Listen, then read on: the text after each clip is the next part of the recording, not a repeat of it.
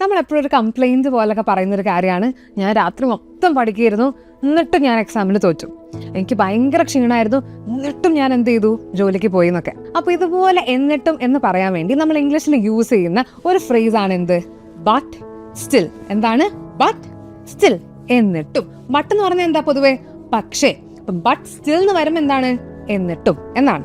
Okay, അങ്ങനെയാണ് നമുക്ക് കുറച്ച് എക്സാമ്പിൾസ് നോക്കാം. She studied all night but still she failed. അവൾ രാത്രി മൊത്തം ഇരുന്ന് പഠിച്ചു എന്നിട്ടും അവൾ എന്ത് ചെയ്തു, തോറ്റു, ഫെയിലായി. Next one, I searched everywhere but I still couldn't find the keys.